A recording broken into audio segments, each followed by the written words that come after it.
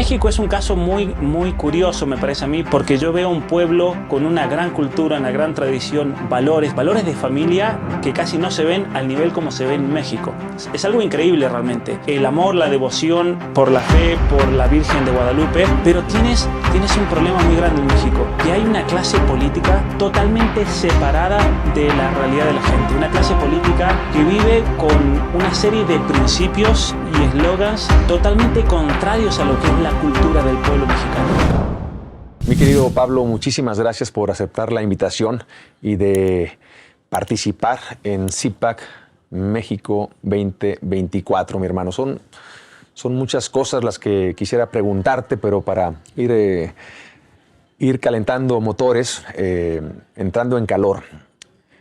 Tú has venido a México muchas veces. Así es, Eduardo. Bienvenido. Gracias. México es tu casa. Y gracias por invitarme. Para mí es un honor también estar presente aquí y poder participar de este gran esfuerzo que están haciendo. Para mí es algo de un valor enorme, impacto realmente que este trabajo está dando y los frutos que va a dar, me parece a mí. Yo tengo muchas esperanzas de todo esto. Gracias, porque eso es lo que México, en esos momentos tan difíciles, necesita esperanza. Así es. Yo creo que más de la mitad de los mexicanos han perdido la esperanza y eso no está bien. Es lo último que se pierde, la esperanza, ¿no? Entonces, yo te quiero hacer esta pregunta. ¿Cómo ves a México, Pablo? Porque yo como mexicano obviamente te puedo decir mil cosas, pero alguien como tú de Argentina que vivió en Estados Unidos, que ahora vive en Canadá, que conoces México, que tienes muchos amigos mexicanos, ¿cómo ves a México en estos momentos? Bueno, mira, a ver. Políticamente hablando. Sí.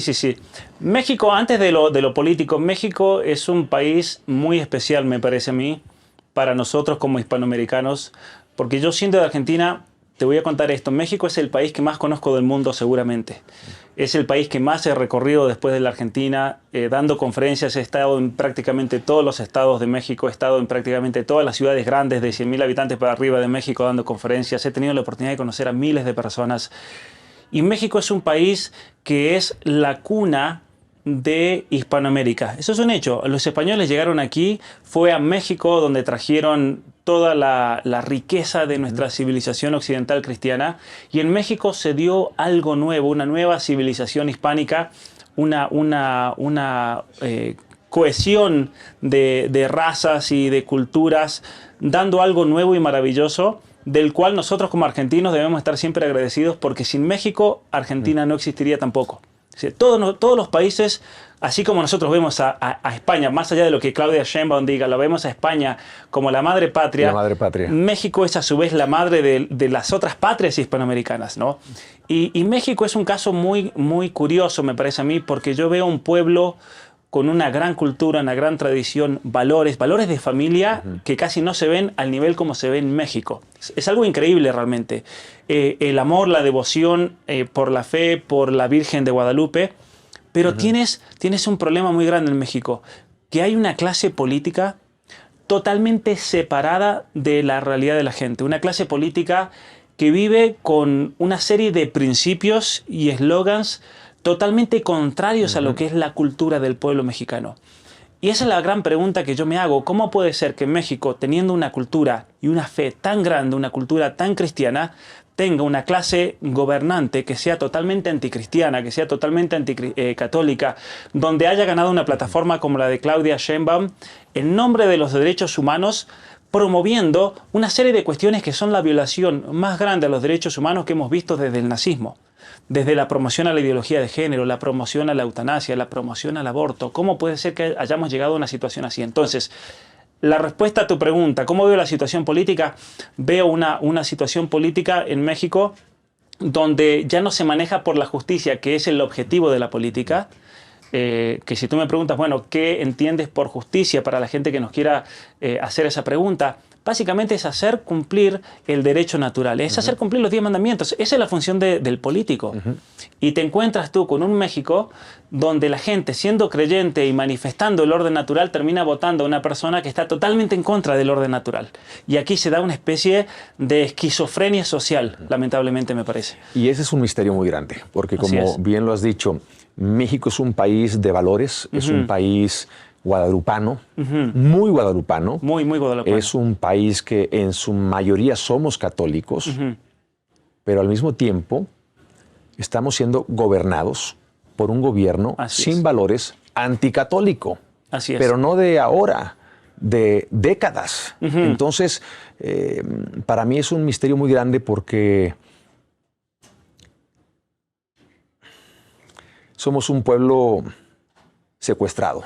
Así es. Y seguimos estando secuestrados. Con esta especie del síndrome de Estocolmo, donde muchos de los que están secuestrados están enamorados, que no es un amor verdadero, obviamente, ¿no?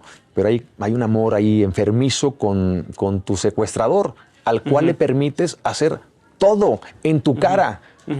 Y a cambio de unas migajas, en algunas ocasiones, o con una narrativa que te convence fácilmente y terminas aceptando todo lo que te hacen. O sea, que este gobierno literalmente no solamente es un gobierno ladrón, sino que ha estado violando por décadas a nuestro país y no sabemos qué hacer. Yo traté por la vía independiente el año pasado con este hartazgo que al igual que la gran mayoría de mexicanos estaba despertando en nosotros, ¿no? Y este hartazgo me llevó a tomar esa decisión de ser aspirante a candidato independiente para presidente de México, ¿no? Y cuando me di cuenta cuáles eran las reglas, dije, es que esto es imposible, es un campo minado. Tengo que juntar 1 millón de firmas por medio de una aplicación controlada por ellos, por los mismos de siempre, en 120 días. Claro. No se va a lograr. Sin embargo, lo hicimos. ¿Por qué? Para demostrarle al pueblo de México que este ejercicio democrático es todo menos democrático, claro, que sí hay mucha corrupción, más de la que nos imaginamos, y empezar a sembrar, a trabajar, porque no nos podemos quedar cruzados de brazos sin hacer nada. El hombre da la batalla, solamente Dios da la victoria. Pues a dar la batalla, a dar la lucha, sí se puede. No sabemos cuándo, porque también hay que tener en cuenta lo que decía Santa Teresa de Calcuta: no somos llamados a ser personas de éxito, somos llamados a ser personas fieles a Dios. Entonces, en el nombre de esa fidelidad, de esa lealtad a Dios, de esa congruencia, pues vamos a dar la lucha. ¿Hasta dónde? Hasta el último día de nuestras vidas, hasta donde tope, y cuando tope tumbamos ese muro y seguimos adelante. Pero tú has visto, por ejemplo, en otros países donde la situación ha sido parecida, por ejemplo Argentina, y sin embargo tumbaron el muro de los zurdos hace poco tiempo. Así es. ¿Qué pasó ahí en Argentina? Mira, ¿se puede lograr eso en México? Sí se puede, y te iba a comentar justo algo. Si tú me preguntas cuál es el ideal de luchador que tú sigues, cuál es el ideal de persona que va adelante en la batalla cultural, yo te voy a decir que es un mexicano. Curiosamente, es el beato Anacleto González Flores. Porque el beato Anacleto, hace 100 años, él siendo abogado, con la formación que tenía, él se dio cuenta de que el problema principal para hacer un cambio político en México es un problema cultural. ¿Y qué hizo el beato Anacleto en Guadalajara? Comenzó a formar estudiantes universitarios. Creó toda esa red de juventud católica por todo México, con la idea de eventualmente crear un partido político con la gente más formada de México. Y lo logró. Pero ¿qué pasó con esa gente? Los mataron. Esa es la realidad de los cristeros. Tú hiciste una película tremenda sobre los cristeros. Mucha gente ignora que la clase intelectual mexicana fue asesinada durante la época de la cristiada. El primero de ellos fue Anacleto, porque la masonería y el gobierno mexicano vio que era el hombre más peligroso de México por ser el hombre que tenía el cerebro y los principios intelectuales, y tenía claro que esta batalla era una batalla cultural. Fue muy interesante lo que hizo el beato Anacleto. Y ahora vayamos a lo de Argentina, porque yo creo que por ahí también viene la respuesta, lo que planteaba el beato Anacleto y lo que está pasando en cierta manera en la Argentina. Perdón que te interrumpa, no quiero perder esta idea.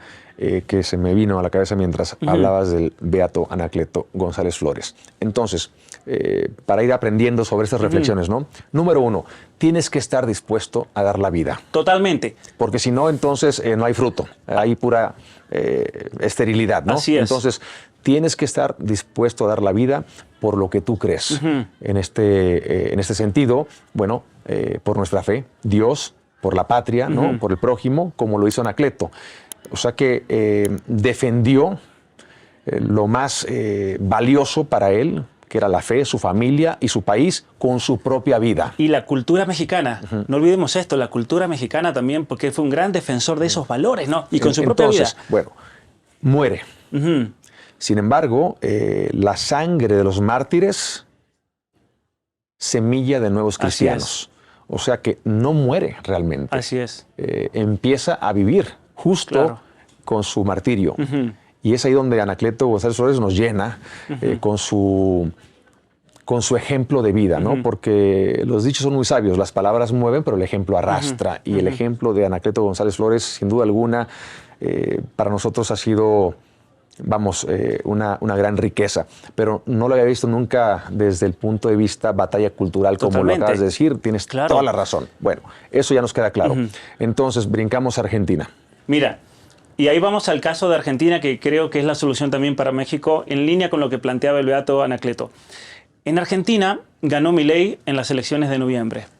Pero mi alegría, más que gane Milei, al cual ambos conocemos, es un amigo, ha estado acá en el CIPAC, más el hecho de que haya ganado Milei, a mí lo que me sorprendió de la Argentina es que la juventud le dijo que no al modelo socialista, le dijo que no a la política clientelar, esa política que te compra el voto a cambio de un plan social, a cambio de estudios gratis, a cambio de no tener que trabajar. Los jóvenes en Argentina, en gran parte, porque comenzaron a leer libros, comenzaron a ver videos que hacíamos en YouTube, la influencia que ha tenido Agustín Laje, Nicolás Márquez, en mi caso también, aunque no el mismo nivel de llegada de ellos, yo creo que ha sido un cambio muy rotundo en el escenario político argentino, porque jamás esperaron que la sociedad de hoy, especialmente los jóvenes que muchas veces están lamentablemente idiotizados por las redes sociales, están tan manipulables hoy en día por todo el discurso político, jamás se pensaron que esos jóvenes eran los que se iban a dar vuelta en contra del sistema y se iban a rebelar. Porque los jóvenes dijeron, no, yo prefiero trabajar, yo prefiero esforzarme, yo prefiero tener algo porque me lo merezco. Y es ahí cuando salieron a votar en masa a Milei. Milei sacó el 70% de los votos en la generación menor de 35 años en Argentina. Y eso, ¿sabes qué esperanza a mí me da? Que Milei va a pasar y todos nosotros también vamos a pasar. Pero esa es la gente que queda por el futuro. Entonces, en Argentina, para que se diese eso, tuvo que haber un cambio cultural y una transformación intelectual en el modo de ver la realidad, porque yo te digo la verdad, hace 5 o 6 años para mí era imposible que el kirchnerismo muriese tan pronto como realmente está pasando en este momento. Como aquí, en México ahorita. Así es. Por eso la gente ha perdido, la gente buena pierde la esperanza, porque de pronto dices es que ya no hay nada que se pueda hacer para salvar a México. Y de pronto vemos ejemplos como Argentina, como El Salvador. Es que sí se puede, porque ellos también tenían el mismo problema. ¿Qué hay que hacer? Pues la misma solución, traerte el blueprint y ponerlo en práctica en México y darle para adelante. Pero, ¿cuánto nos va a tardar? Bueno, eso es otra cosa. Pero lo grandioso de México es que México no tiene que venir a buscar un modelo extranjero, lo tiene aquí, lo tienen lo que hicieron los cristeros, lo tiene lo que hizo el beato Anacleto González Flores. Es decir, ¿qué tenemos que comenzar a hacer en la sociedad mexicana para comenzar a formar a los jóvenes? Eso, a ver. A la familia. Aquí lo está diciendo alguien que no es de México y que muchas veces toca que alguien fuera de México venga a enseñarnos a los mexicanos el tesoro que tenemos aquí en México y de verdad que estamos... Todos los mexicanos que nos están viendo en este momento, al igual que yo, estamos muy agradecidos porque la participación tuya aquí, mi hermano, en México, en CIPAC, tu amistad y todo lo que has hecho por México en las giras que has hecho por México, obviamente le estás despertando a este elefante dormido, ¿no? Estás despertando a estas águilas reales que por mucho tiempo el gobierno nos ha hecho creer que somos aves de corral. Y no es cierto. Nuestro ADN grita la verdad y la realidad de lo que de lo que es el mexicano. Es un águila real, a volar tan alto como quieras. El cielo es el límite.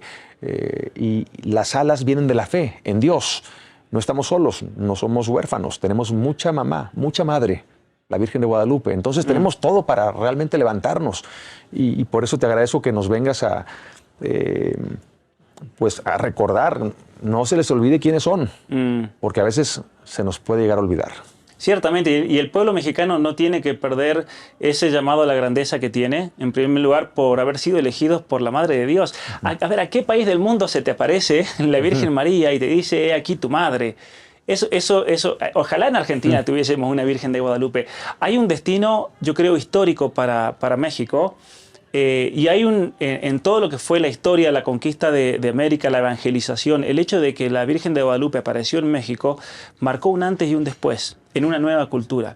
Y el pueblo mexicano tiene que estar orgulloso de eso. El pueblo mexicano jamás debe perder la esperanza, porque el pueblo mexicano es el pueblo que más mártires ha dado a la iglesia en este continente. Y yo creo que el sufrimiento y todo lo que nos dejó el beato Anacleto González Flores y todos los cristeros y todos los mártires, los santos que tiene México, eso va a dar fruto. Eso es un hecho, eso va a dar fruto. Porque es un hecho de la historia que la sangre de los mártires es semilla de nuevos cristianos y va a ser semilla de un pueblo nuevo. Y todavía no hemos visto los frutos de ese trabajo y de lo que el beato Anacleto González planteaba. No lo hemos visto, pero yo creo que los vamos a ver, y si no fuese por eso yo no estaría luchando.